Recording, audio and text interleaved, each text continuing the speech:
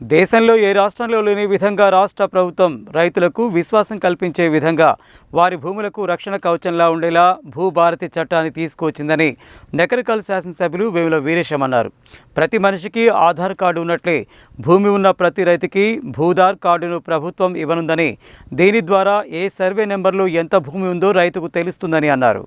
భూభారతి చట్టంపై నిర్వహిస్తున్న అవగాహన సదస్సులలో భాగంగా బుధవారం నల్గొండ జిల్లా నకరికల్ మండల కేంద్రంలో నిర్వహించిన భూభారతి అవగాహన సదస్సుకు ఆయన ముఖ్య అతిథిగా హాజరయ్యారు. గతంలో ఉన్న ధరణిలో అనేక లోపాలు ఉన్నాయని రాష్ట్ర ప్రభుత్వం గుర్తించి ధరణి స్థానంలో కొత్త చట్టాన్ని తీసుకువచ్చేందుకు మేధావులు, రైతు సంఘాలు అందరితో చర్చించి గత చట్టంలోని లోపాలను సవరిస్తూ కొత్త చట్టం భూభారతిని తీసుకువచ్చిందని అన్నారు. ధరణి పార్ట్ బిలో సుమారు 10 లక్షల దరఖాస్తులు పెండింగ్లో ఉన్నాయని తెలిపారు. కొత్త చట్టంలో భూముల రికార్డుల బాధ్యత, భద్రత రెవెన్యూ శాఖ తీసుకుంటుందన్నారు. అలాగే రైతుల భూముల హక్కులను పరిరక్షిస్తుందని తెలిపారు. ధరణి రాకముందు భూములన్నింటినీ వీఆర్ఓ వ్యవస్థ నిర్వహించేదని, ధరణి వచ్చిన తరువాత వీఆర్ఓ వ్యవస్థను ప్రభుత్వం తీసివేసిందని, ఇప్పుడు ప్రభుత్వం తిరిగి దానిని పునరుద్ధరించనుందన్నారు. ధరణిలో అప్పీల్ వ్యవస్థ లేదని, భూభారతిలో కింది స్థాయిలో ఎంఆర్ఓ తప్పు చేస్తే సవరించే అవకాశం ఆర్డీఓకు ఉందని తెలిపారు. భూముల సర్వే కోసం లైసెన్స్డ్ సర్వేయర్లకు శిక్షణ ఇచ్చి నియమించనుందని,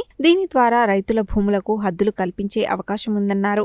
గతంలో ఉన్న చట్టానికి ఇప్పటి చట్టానికి పోలికనే లేదని, రైతులకు ఎంతో మేలు కలిగించే భూభారతి చట్టం నిజంగా రైతుల పాలిట చుట్టమని తెలిపారు. జిల్లా కలెక్టర్ ఇలా త్రిపాఠి మాట్లాడుతూ, తెలంగాణలో భూభారతి చట్టం రావడం శుభసూచకమని అన్నారు. ఈ చట్టం ద్వారా రైతులకు భూధార్ కార్డు ఇవ్వడం, రికార్డుల నిర్వహణ, సవరణ వంటివి శాశ్వతంగా ఉండిపోతాయన్నారు. అలాగే ఈ చట్టంలో అప్పీల్ పద్ధతి ఉందని, ఎక్కడైనా తప్పు జరిగితే సవరించే అవకాశం చట్టంలో ఉందని, గతంలో లాగా సివిల్ కోర్టుకు వెళ్లాల్సిన అవసరం లేదని అన్నారు. రికార్డులను సవరణలు చేసే అధికారం, ప్రతి సంవత్సరం రికార్డులను భద్రపరిచే అవకాశం భూభారతిలో ఉందని తెలిపారు. మ్యుటేషన్ కోసం దరఖాస్తు చేసుకున్న 30 రోజుల్లో కాకపోతే ఆటోమేటిక్గా మ్యుటేషన్ అవుతుందన్నారు. అదనపు collector J Srinivas, Nalgonda RDO why Ashok Reddy, ప్రాథమిక వ్యవసాయ సహకార సంఘం అధ్యక్షులు వెంకటేశ్వరరావు తదితరులు మాట్లాడారు. స్థానిక తహసీల్దార్ జమీరుద్దీన్ సమావేశానికి అధ్యక్షత వహిస్తూ భూభారతి చట్టంపై రైతులకు అవగాహన కల్పించారు. మాజీ మున్సిపల్ చైర్మన్,